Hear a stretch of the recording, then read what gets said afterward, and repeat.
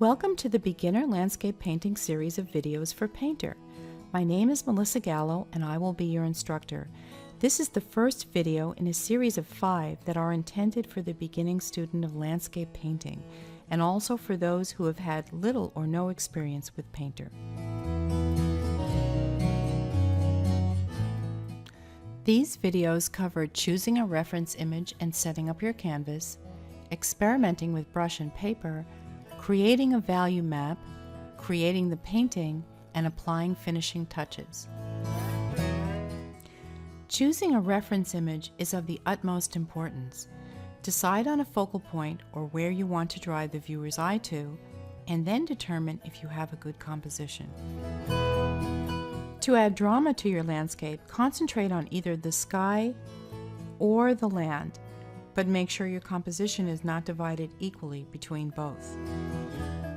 Divide your image into thirds and plan to place the horizon line of your painting on either the top or bottom third of the image. Then divide the image vertically in thirds and note where the lines intersect. It is best to situate the focal point of your painting on one of those 4 intersections. Here we are in Painter, and as you can see, I've closed all toolboxes and taken everything off the workspace except my image. In order to open up an image in Painter, all you need to do is go up to File and press Open, and then navigate to where you have stored your image. Up to now, we've actually been talking about what is called the rule of thirds, dividing your image into thirds both vertically and horizontally. Painter has a great way of testing out your image to see if it complies with that rule. Go up to Canvas, Compositions, Show Layout Grid, and there we have it. And as you can see, my focal point falls right around this particular point here. My horizon line is right around this lower third over here. So it's mainly about the trees and less about the water in this image. I don't want to divide my image completely in half. After checking your image, you can remove the layout grid simply by going up to Canvas, Compositions, Hide Layout. Now we need to check the size of this reference image because we have to make a canvas that's proportional to it. So let's go up to Canvas, Resize, not Canvas Size, but Resize. And there you can see the width, the height, and the resolution of the image. 300 ppi is excellent for printing in any size. I've used my unit of measurement as inches, but you can change this to pixels or centimeters or whatever you like. And you can see it's roughly 9 by 13 or 3 by 4 in proportion. That tells me that I want to make my canvas a 3 by 4 proportion as well. That's okay. As we can see, our image is roughly in the proportion of 3 to 4. So I'm going to create a canvas for our painting that's in the same proportion but a little bit smaller. Go up to File, New, and you can plug in any numbers that you want. 8 by 6 I have here, resolution 300. Let's give this canvas a name first of all and call it Painting,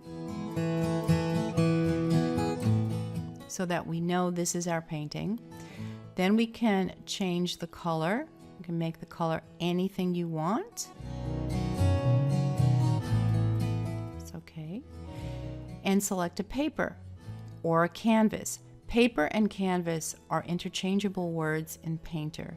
Painter comes installed with a paper library already, and I've chosen Nubby Laid Paper here.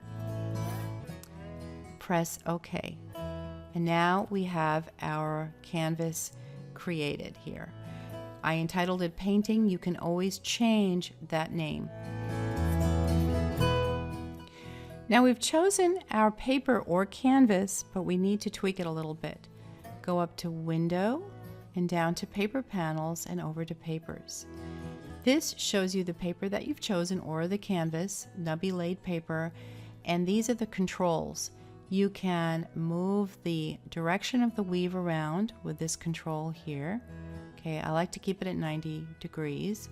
You can change the size of the weave I like to keep it around 100% or so.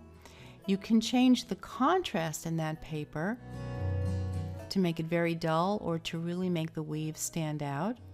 And you can change the brightness of the paper also, adding or subtracting from the contrast. Okay, I'd like to stick with this. Now let me show you a little trick. If you want your canvas to have a texture before you even begin to paint, go up to Effects and down to Surface Control and over to Apply Surface Texture. And then you're going to have a choice of applying it with these 4 ways: paper, brushstroke, luminance, and original luminance. Choose paper and choose an amount. You could see here now, watch how this changes when I increase or decrease the amount. I like to keep a small amount and maybe increase the softness a little bit. You have to decide for yourself what you want to do. Press OK, and now my canvas has a little bit of texture added to it before I've even begun my painting.